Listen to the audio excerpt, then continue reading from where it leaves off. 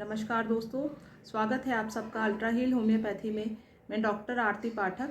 और दोस्तों, आज हम बात करेंगे महिलाओं में होने वाली एक बहुत ही आम समस्या प्रूराइटिस वेजाइना यानी itching in the genital area, उसके बारे में आज हम बात करेंगे। क्या क्या कॉज हैं वेजाइनल इचिंग के और कौन कौन से डायग्नोस्टिक टेस्ट पेशेंट को कराने चाहिए और कौन सी होम्योपैथिक मेडिसिन हैं जो प्रूराइटिस वेजाइना को परमानेंटली क्योर करने में हेल्पफुल हो सकती हैं, उनके बारे में आज हम डिटेल में जानकारी लेंगे। तो दोस्तों, इस वीडियो को स्टार्ट करने से पहले हमेशा की तरह से आप सबसे रिक्वेस्ट है कि मेरे इस चैनल को प्लीज़ लाइक एंड सब्सक्राइब कर दीजिए, क्योंकि दोस्तों बहुत मेहनत लगती है हर एक वीडियो को तैयार करने में और उसको आप तक पहुंचाने में। इसलिए आप सबके एनकरेजमेंट और सपोर्ट की बहुत ज़्यादा ज़रूरत है। तो प्लीज़ लाइक एंड सपोर्ट करिए और मेरे चैनल को सब्सक्राइब करिए। तो दोस्तों, अब हम वीडियो को स्टार्ट करते हैं और बात करते हैं कि कॉज ऑफ वेजाइनल इचिंग वो क्या क्या हैं और कौन कौन से इम्पॉर्टेंट कॉजेज़ हैं cause of the genital itching यानी प्रूराइटिस वेजाइना। तो प्रूराइटिस वेजाइना के जो मोस्ट इम्पॉर्टेंट कॉज हैं उसमें फर्स्ट आता है कैंडिडा फंगल इन्फेक्शन। तो कैंडिडा एक फंगल इन्फेक्शन है, ये मोस्टली जो जेनाइटल एरिया है उसको अफेक्ट करता है। इसका जो मेन जो सिम्टम्स हैं वो है severe itching in the genital area और उसके साथ साथ स्वेलिंग हो जाती है पेशेंट को। अब जो इसका जो कैरेक्टरिस्टिक सिम्टम है वो है थिक वेजाइनल डिस्चार्ज। तो अगर आपको वेजाइनल इचिंग है, itching in the genital area, और उसके साथ साथ स्वेलिंग है और बर्निंग है urination during the time of urination, urine pass करते टाइम बहुत ज़्यादा बर्निंग है और थिक वेजाइनल डिस्चार्ज हो रहा है, तो आपको मोस्ट प्रोबेबली कैंडिडा इन्फेक्शन है।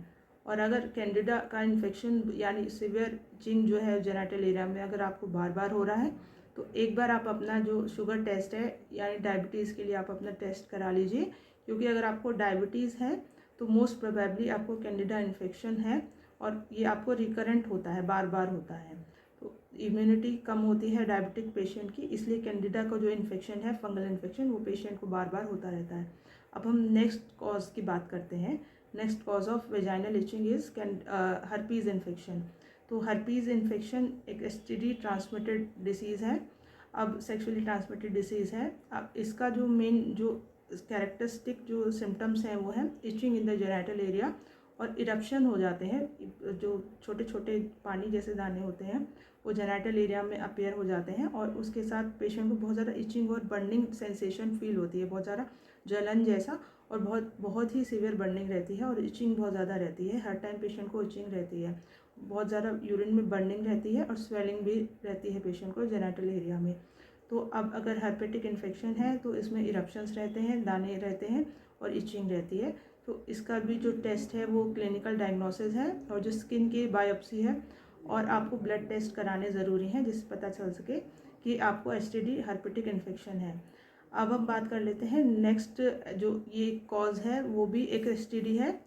नेक्स्ट कॉज है प्रूराइटिस वेजाइना का, वो है ट्राइकोमोनियासिस। तो ट्राइकोमोनियासिस दोस्तों एक पैरासाइटिक इन्फेक्शन है, ये भी सेक्सुअली ट्रांसमिटेड इन्फेक्शन है।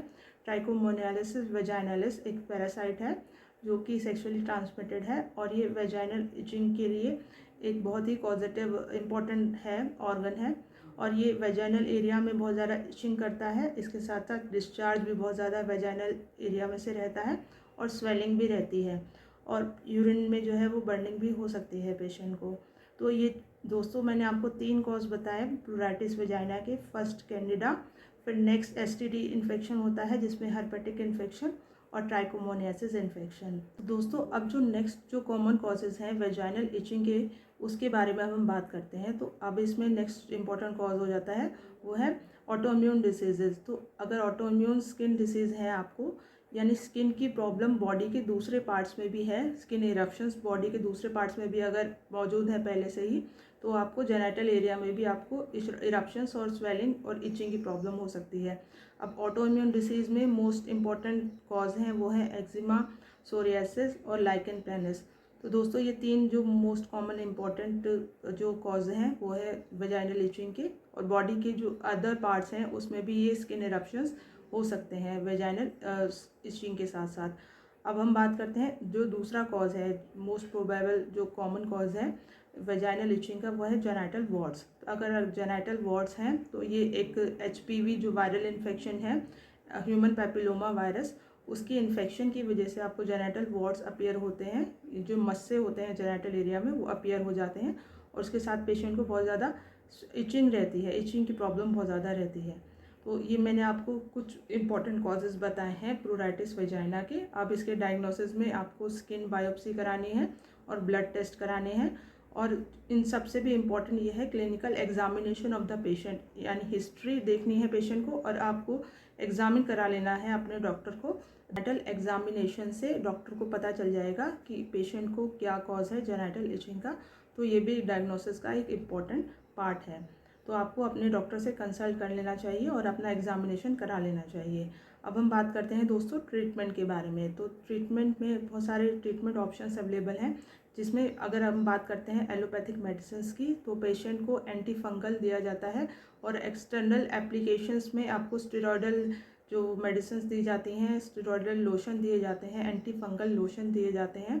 तो कई बार तो पेशेंट को उससे रिलीफ मिल जाता है, पर मोस्ट प्रोबेबली जो 80% जो केसेस हैं वो एंटी फंगल और उसको एंटी स्टेरॉयडल क्रीम्स को उनको रिस्पॉन्ड नहीं करते हैं। तो अब इस केस में क्या है, पेशेंट को बीमारी जो है वो बढ़ जाती है, इन्फेक्शन जो है बढ़ जाता है, और इन्फेक्शन जो है वो और ज़्यादा बॉडी पार्ट्स में स्प्रेड होना शुरू हो जाता है। इन्फेक्शन थाइज़ में भी चला जाएगा, थाइज़ में भी जो इरप्शंस है वो अपीयर हो जाते हैं, और बैक में भी और एनल एरिया में भी इरप्शंस जो है वो स्प्रेड हो जाते हैं। तो अब इस केस में क्या है, पेशेंट कई बार बोला मैंने जैसे बताया कि एंटी फंगल और एंटी स्टेरॉयड क्रीम्स को रिस्पॉन्ड नहीं करता। तो अब उस केस में क्या करना है पेशेंट को, तो अब होम्योपैथिक मेडिसिन का रोल आ जाता है। तो होम्योपैथिक मेडिसिन जो हैं वो डायनेमिक मेडिसिन हैं, तो बहुत पावरफुल मेडिसिन रहती हैं। जो वायरस इन्फेक्शन है जो नर्व्स एंडिंग में होता है, तो वहाँ पे जाके होम्योपैथिक मेडिसिन काम करती हैं और इन्फेक्शन को जड़ से ख़त्म करती हैं। तो अगर सुपरफिशियली अगर इन्फेक्शन जो है वो ख़त्म नहीं हो रहा है, यानी स्किन ऑइंटमेंट से और लोशन से अगर इन्फेक्शन ख़त्म नहीं हो रहा है, तो होम्योपैथिक मेडिसिन उसको डेफिनेटली ख़त्म करती हैं इन्फेक्शन को, क्योंकि मेडिसिन जो है वो डायरेक्टली जाके नर्व एंडिंग्स पे काम करती हैं और वहाँ से जो वायरस है उसका खात्मा करती हैं। तो होम्योपैथिक मेडिसिन एक डेफिनेटली बेटर चॉइस है, और ये परमानेंटली जो है उसको ट्रीटमेंट क्योर करती हैं और परमानेंटली इन्फेक्शन को ख़त्म करती हैं।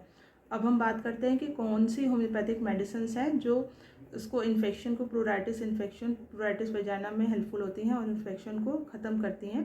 तो इसमें तो एक तो पहले ये है कि डायग्नोसिस की पता चल जाए कि क्या कॉज है, तो कॉज के अकॉर्डिंगली ही मेडिसिन दी जाती हैं। और फिर जो मोस्ट कॉमनली जो दी जाती हैं मैं अपनी मेडिसिन जो है प्रैक्टिस में यूज़ करती हूँ, अब उसमें आ जाती है सीपिया। सीपिया एक दोस्तों बहुत अच्छी मेडिसिन है जो कि वेजाइनल इचिंग को क्योर करने में हेल्पफुल होती है। अब इसका जो मोस्ट कैरेक्टरिस्टिक जो सिम्टम्स हैं वो पेशेंट में देखने को मिलते हैं कि जो इचिंग है वो बहुत ज़्यादा रात के टाइम में रहती है पेशेंट को, और जैसे ही उसको थोड़ा सा वार्म एक्सटर्नल एनवायरनमेंट मिलता है तो बहुत ज़्यादा उसको इचिंग रहती है पेशेंट को, और इचिंग कंटिन्यूसली स्क्रैच करने के बाद बर्निंग डेवलप हो जाती है, और उसको जो कोल्ड जो वाटर से अगर पेशेंट अगर अप्लाई करता है तो उसकी इचिंग बहुत ज़्यादा और ज़्यादा बढ़ जाती है। तो अगर ऐसे सिम्टम्स हैं तो सीपीआई एक बहुत अच्छी मेडिसिन है और वो इचिंग को परमानेंटली क्योर करती है। अब नेक्स्ट मेडिसिन आ जाती है कैलेडियम। तो कैलेडियम जो है वो भी एक वजाइनल इचिंग के लिए बहुत ही अच्छी मेडिसिन है, और ये उसमें सीवियर प्रूराइटिस इचिंग रहती है, और ये पैरासिटिक इन्फेक्शन के लिए और उसको ख़त्म करने के लिए एक बहुत ही अच्छी मेडिसिन है। अब हम बात कर लेते हैं कि एक्सटर्नली अगर पेशेंट को इचिंग को रिलीव करना है तो एक्सटर्नली पेशेंट कौन से जो मेडिसिन है होम्योपैथी की वो अप्लाई कर सकता है जिससे उसको इचिंग में आराम मिले। तो दोस्तों एक जो इम्पॉर्टेंट होम्योपैथिक मदर टिंचर है वो है हाइड्रोकोटाइल एशियाटिका। ये एक बहुत ही अच्छा और कारगर टिंचर आप सॉल्यूशन बना लीजिए।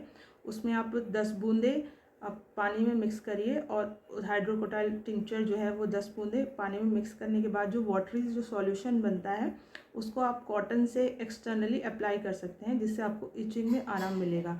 तो ये प्रूराइटिस वेजाइना को परमानेंटली क्योर करने में एक बहुत ही अच्छी मेडिसिन है होम्योपैथी की। तो दोस्तों ये कुछ मैंने आपको होम्योपैथी के मेडिसिन बताई हैं जो प्रूराइटिस वेजाइना को क्योर करने में हेल्पफुल हो सकती हैं। पर मेरी सलाह आपको यही है कि आप अपने होम्योपैथिक डॉक्टर से एक बार अपना एग्जामिनेशन करा लीजिए, और अपना कॉज पता कर लीजिए कि आपको इचिंग क्यों हो रही है और क्या कॉज है, क्योंकि ताकि आपका इन्फेक्शन जो है वो कम्प्लीटली क्योर हो सके। तो दोस्तों, अगर मेरी आपको जानकारी अच्छी लगी हो तो मेरे इस चैनल को लाइक एंड सब्सक्राइब करना बिल्कुल भी ना भूलें। फिर मिलेंगे नेक्स्ट वीडियो में। Bye, take care.